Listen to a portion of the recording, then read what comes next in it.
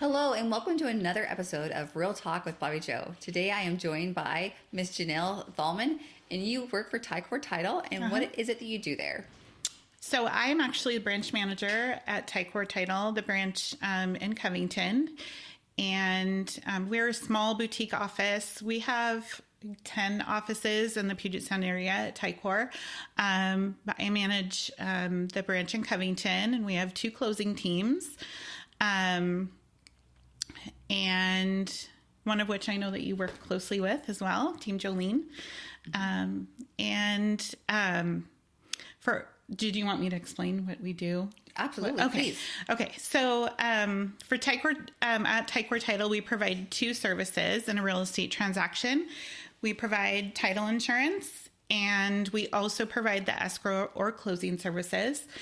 And title insurance is very important in a real estate transaction. It ensures that the seller has the right to sell the property. We do a full examination of the property, the title, and then ensures also that the buyer is the new record owner of the property. So if there was anything that came up after closing from somebody said that they were owed money, or they were had an ownership interest in that property, that's when the new buyer could file an insurance claim, a title insurance claim. Of course, we don't want that to happen. That's the goal, but it's in place in case it's needed for the buyers. And then the escrow portion, we are the unbiased third party in the transaction. We accept earnest money.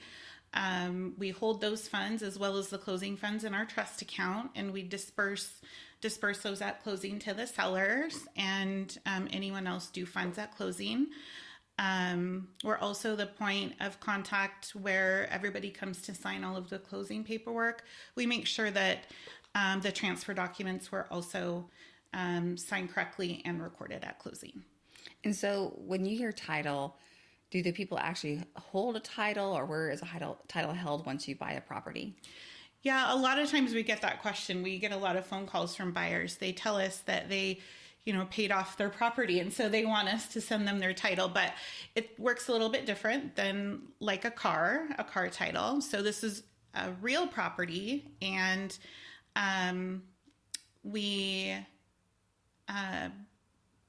the property is actually deeded at closing with a physical deed, and it's a document that's signed and notarized by the seller conveying the property to the buyer, and we record that at closing. That document is actually provided to the buyers after closing, so they have their original deed. However, if they get a loan, then they sign a deed of trust, which secures the property with the loan. So that will stay on the property. That lien or that deed of trust will stay on the property until the loan is paid off. And then it's reconveyed and released.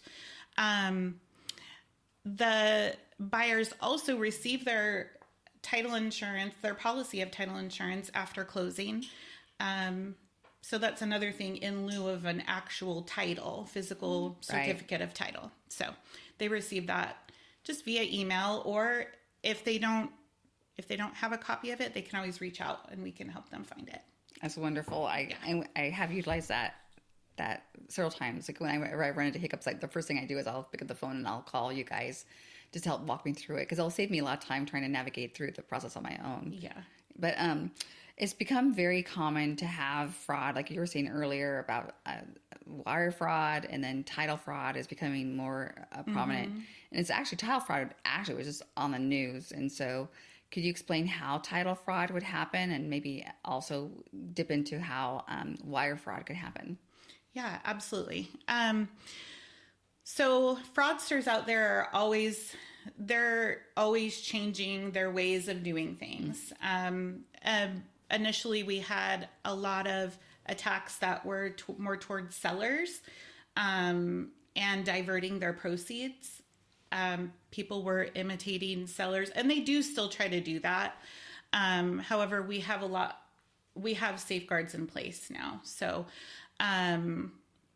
but what the fraudsters do a lot of time is they still, it's all based on email compromise. They somehow sneak in the transaction and watch emails going back and forth. And they imitate emails coming from the settlement agent or even realtors or from the loan officers as well. And so buyers and sellers don't do this every day like we do. So they do prey on them, and they will send emails out, urgent emails, imitating, another party in the transaction. And they ask them to send their money right away, right? So there's always urgency behind it. Those emails, we actually, at the beginning of a transaction, we talk to our buyers to make sure that they're aware of wire fraud, as you probably do as well.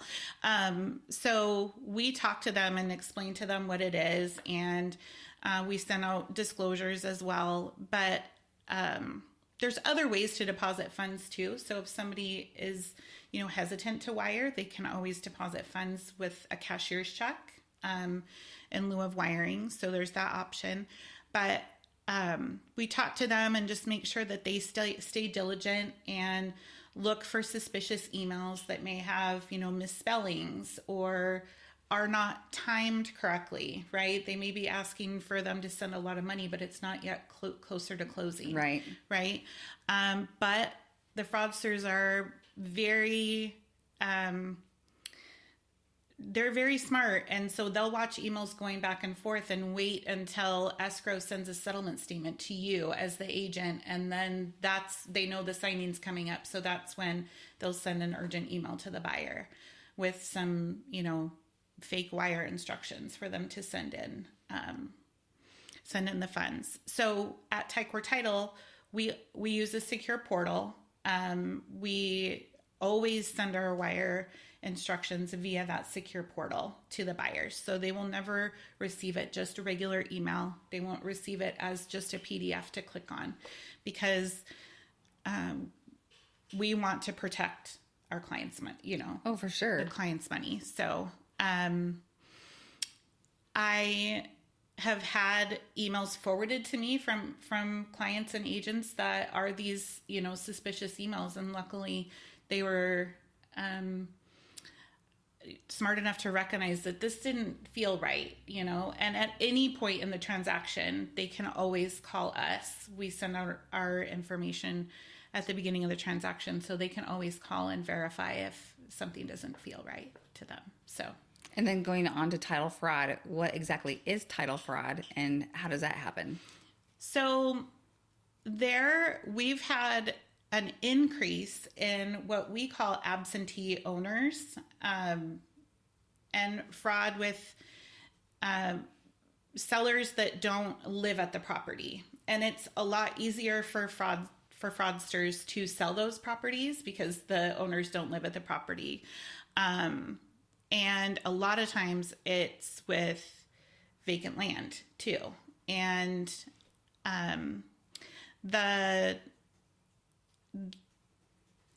it is targeted more towards real estate agents, because they'll pick up the phone and they'll call an agent and tell them they want to sell their, a piece of property that, or maybe possibly a rental. They'll as well do that, and that may have tenants in it. And they'll tell the agent that nobody can visit the property, right? Because the tenants don't want to be disturbed. Or if it's vacant land, there is nobody to disturb, right? They can just go out and view the property. And there's always urgency behind it. So they want to sell fast and they want to sell under value so that it only stays on the market for a very short period of time.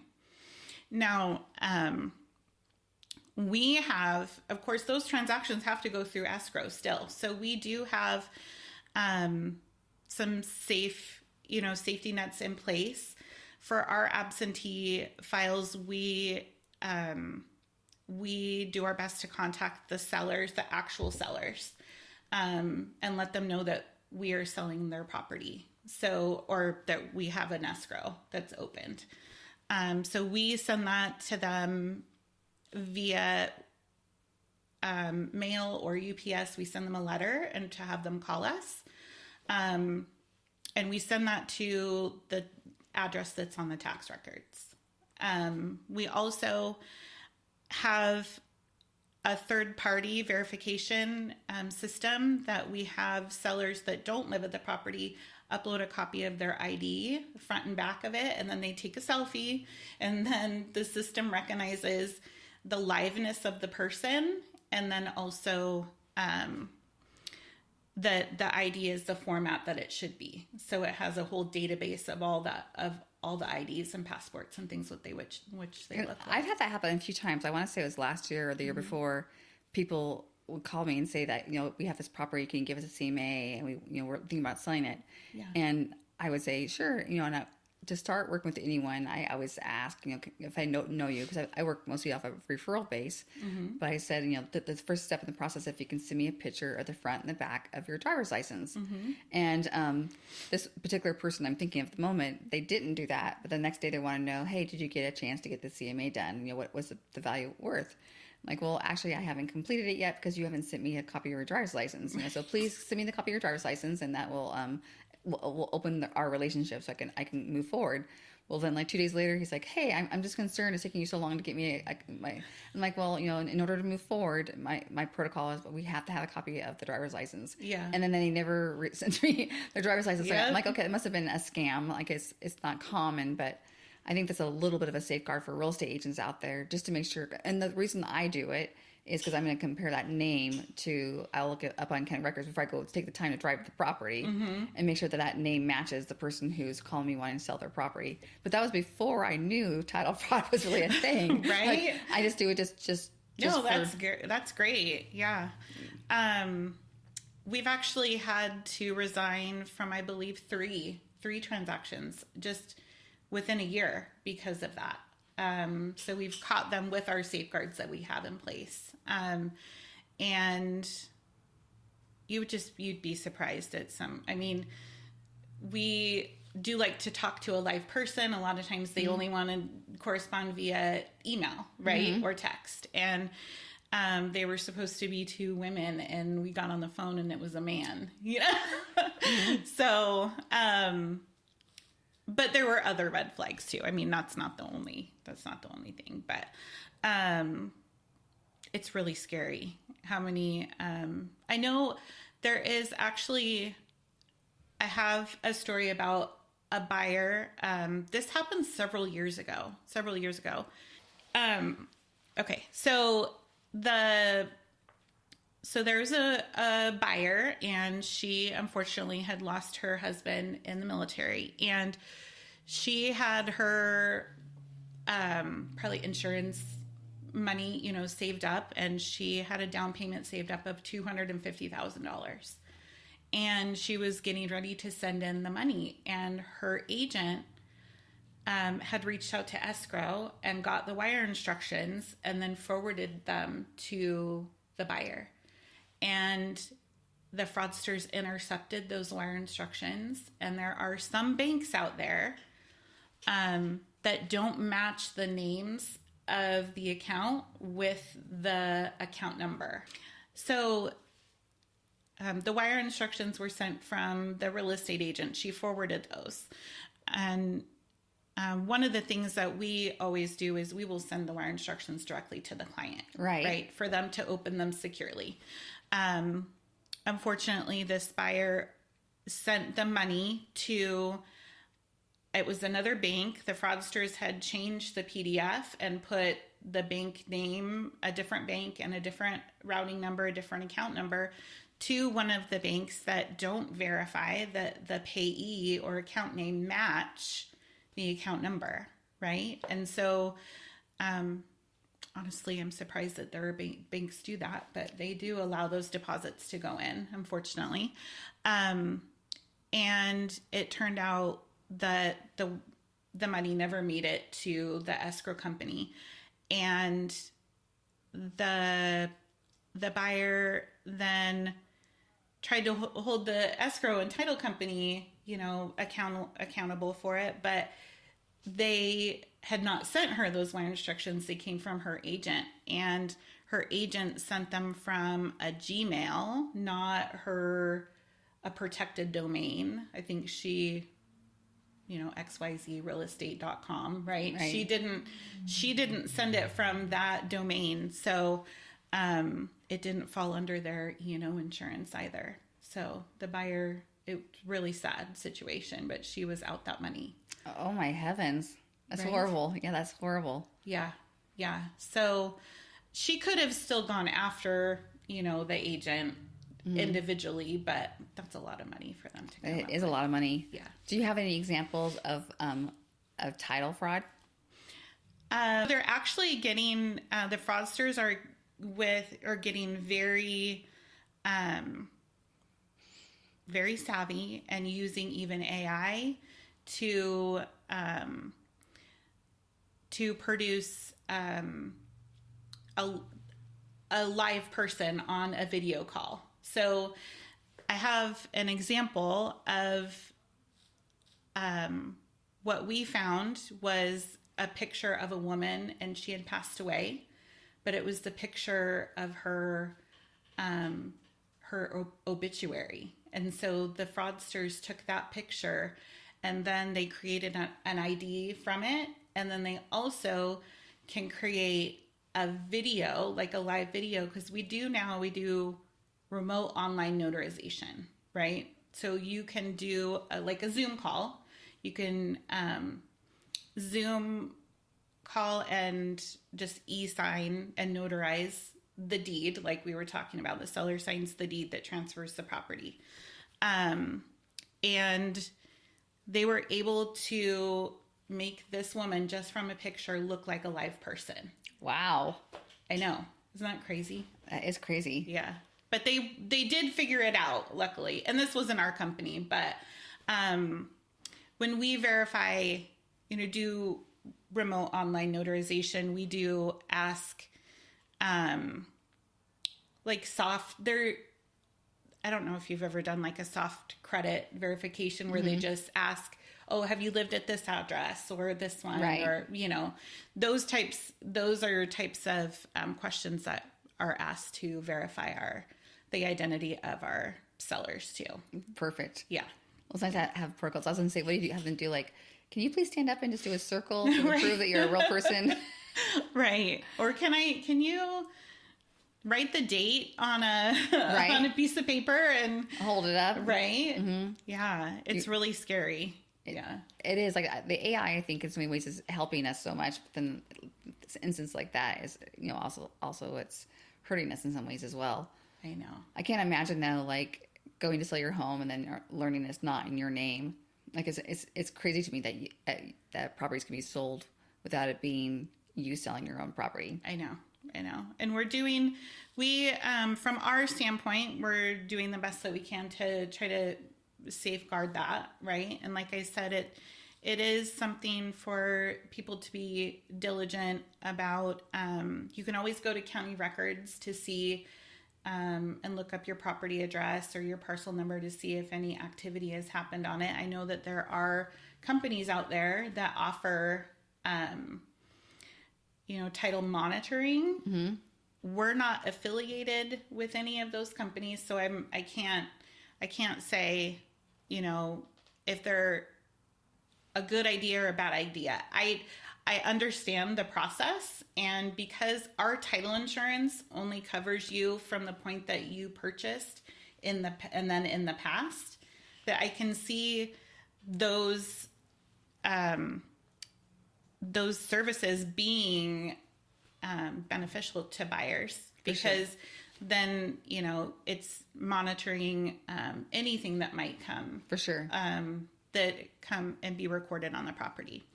So I think they may even offer help, or if that happens, like how to take it off, right? Because anybody unfortunately can record a lien on your property, and sometimes it's up to the sellers to fight the validity of those things. Oh, man. I know. I don't want to open that can of worms. Fortunately, in my career, I've been doing this for 20 years, and I have not seen any fake liens on things. Knock on wood. So, certainly it's wood around here somewhere.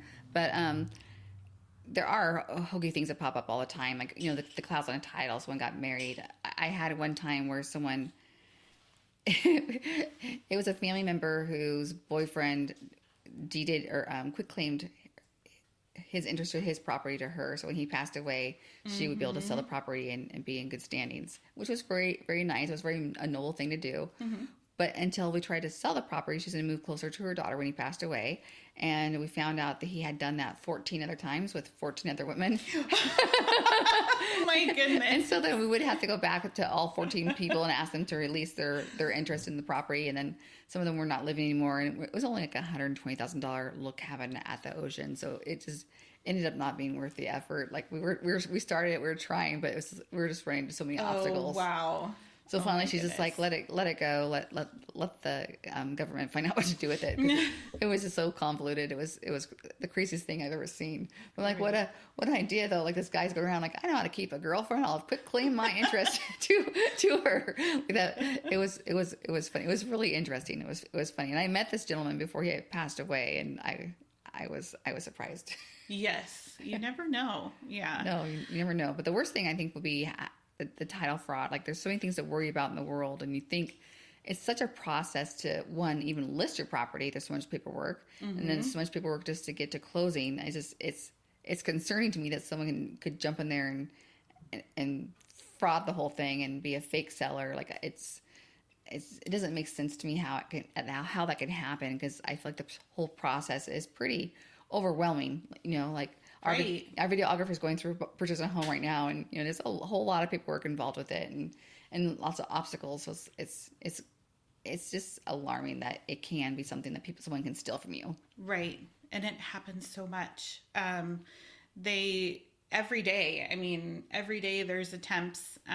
We get reports every month of how much funds were actually diverted and how much wasn't, and just reports of attempts.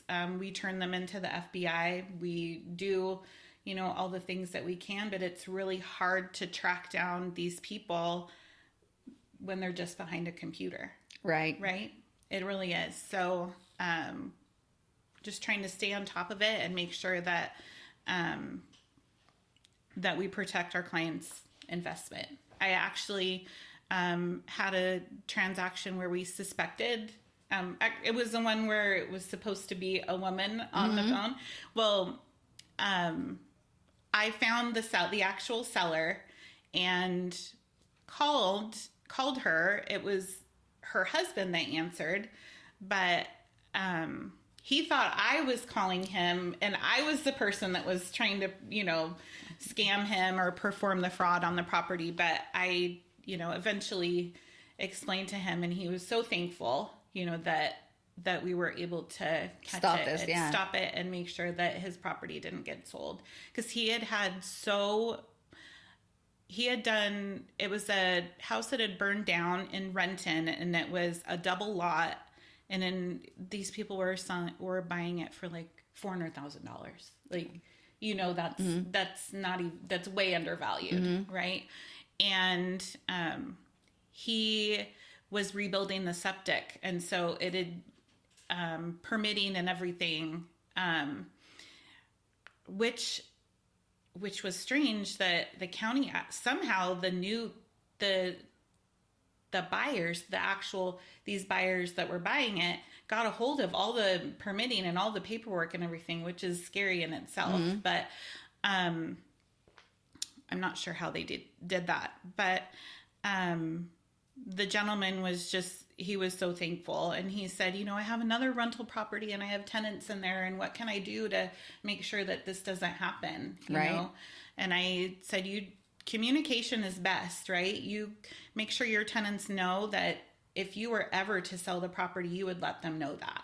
Right. Or if somebody knocks on the door and they're asking about the property, that you contact the owner right away. So, he was very... And anyone can, it's just so people understand, anyone can look up, if you go into whatever county you live in, if you Google and parcel search for, King County, Pierce County, Snohomish County, whatever it is. But if you Google it, you can put in your address, and then it will give you and when you do the address, say your, Avenue East or Street Avenue East. Like you have all the extras. They only want the number in the first part. If you put all the extras, it will say it won't find you. But once you find the property, you can look up anybody's property. You can look up your neighbor's properties and see what it's worth. But if you go in there and check it regularly, you can check your own and just make sure it's your name's on there. Is probably a safe call. But that's what I do whenever someone's asking me to list their property. And I'm always comparing it. Like, say your house sold 2 years ago. And this is why I always try to tell my team, trust but verify. So if a house sold 2 years ago, it's really easy just to copy that MLS listing input because it was all just done by another agent. And the MLS will let you just borrow that information and input it. But the trust but verify means we're going to go on the county record and actually verify, is it really a 4-bedroom? Because if it's on a septic system, we only can go by what the septic is designed for. So even though the people built it to be a 5-bedroom, but the septic is only for a 3-bedroom, we only can advertise it as a 3-bedroom. And so, but also with that, you can go there and see that, make sure you're still the taxpayer. Right. And make sure the taxpayer's address is the same. Because, when I look it up, even a rental property, it will show our mailing address as where we live, and the property address is something separate. So you could see if someone's monkeying with it. It's the point. Yep, absolutely. And that's also how the fraudsters find those properties too. The ones that what we call absentee owners, is that they look at those tax records and see that maybe the seller is out of state. They have an out of state address, Yeah. And the county is funny because I'm glad you do that extra verification, because a lot of times too, they don't update their records very well. It's just a data person that they have that's in there and updating them. So if they ever find, property owners ever find any information on there that's not correct, you can reach out to the county and email them, or even contact our customer service department, maybe, or even, Bobbie Jo. I'm sure she would direct in the right area to figure out how to get that updated. And that happens more often than not. There's errors, and I had one recently that was in Yelm, Washington, and the people were saying that it was a three bedroom and 2.5 baths. And then when I looked it up before I went there, it said only 2 bedrooms. So when I went there, I was trying to look and see, are they just calling it a 3-bedroom, or because maybe one room is missing a closet, but it really was a true 3-bedroom. But on the county record, on the first page, it had it as 2 bedrooms. But then when you went into the building information and looked it up separately, then it was said that the subject was for a 3-bedroom. So I just gave them the phone number and told them to call the county and work it out. But the appraiser, though, they may just look at that first page, and then they would only appraise it as a 2-bedroom, which would hurt our appraisal. Absolutely, yeah. So it is important to do. That's where I'm saying trust but verify. Yeah, that's right. And it's so much easier to fix these problems up front before you're in contract and trying to close than it is.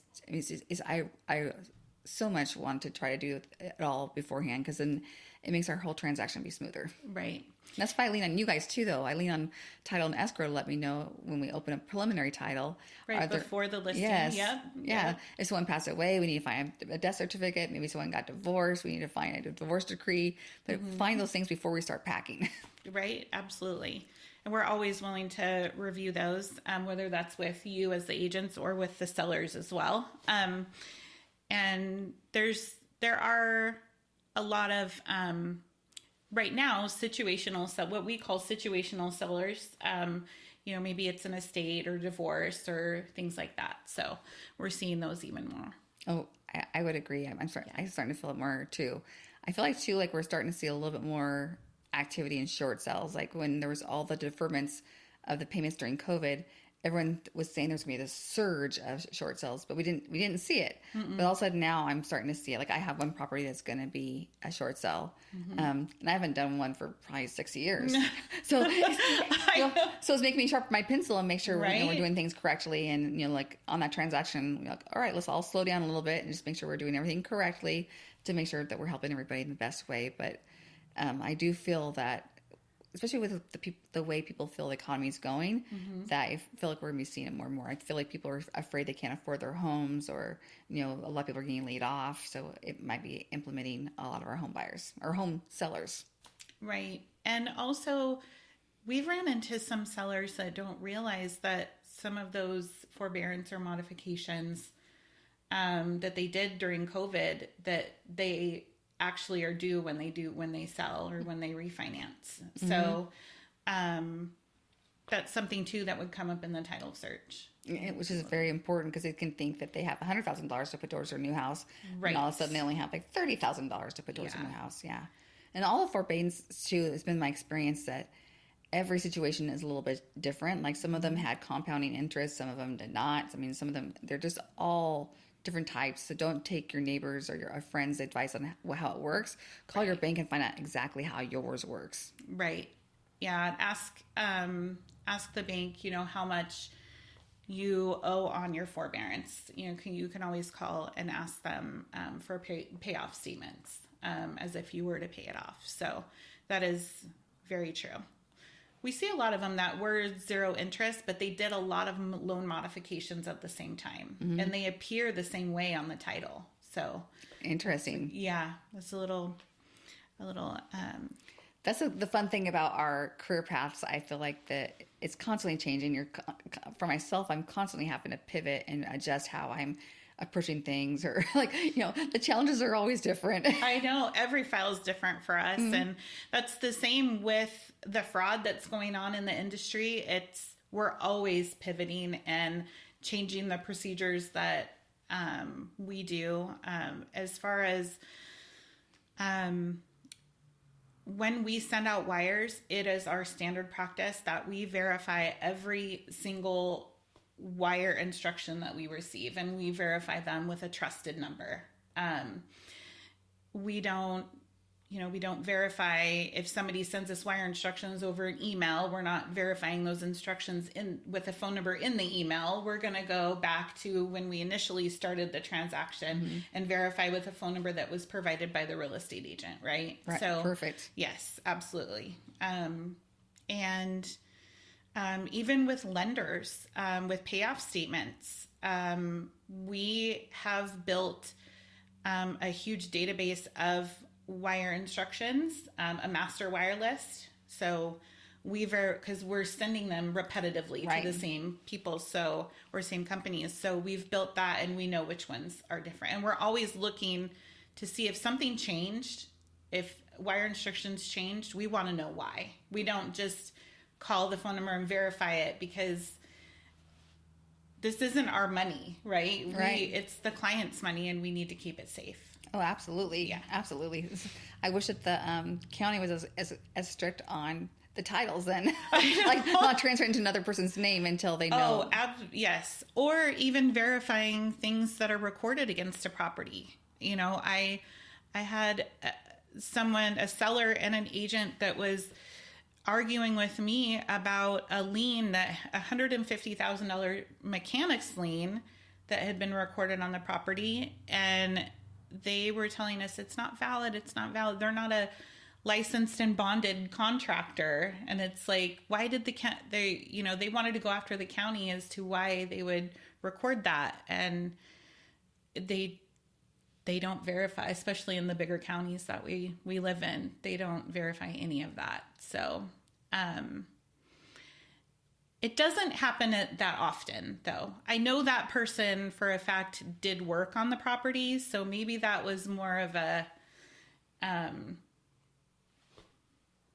they weren't on the same page. They weren't in agreement of how much was owing, rather than it actually being fraudulent. But I've been in the business for over 20 years, so it's really not that often.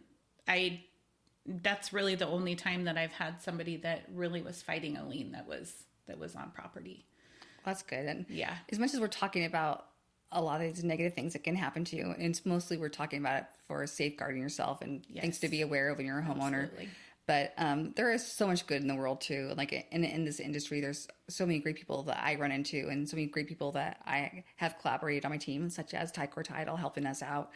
And I don't want this to be like a negative news channel, because it is important for everyone to know they're in this industry. There's lots of great people out there to help you, and we're just giving this information as a tool to help protect yourself. But in the real estate world, there's a lot of great things, and they've got a lot of great people like these guys to help look out for you and to keep your stuff safe. And again, these are just tools to look out for. Yes, absolutely. Yes. It can be a daunting topic, but it is sad that there are people out there trying to make money on other people's assets, and that's it's a part of the online world that we live in. But we're doing our absolute best to keep our clients and their money safe. So Beautiful. And if you are wiring money, or say this made you really nervous about wiring money, and you're like, I do not want to wire, that's okay. You can go by the office and pick up your check, then take it to your bank and deposit it. They can overnight it to you. There's other methods besides just wiring. And also for your title, if you're trying to protect your title, you're saying there are companies out there that will watch your title for you. You can pay for.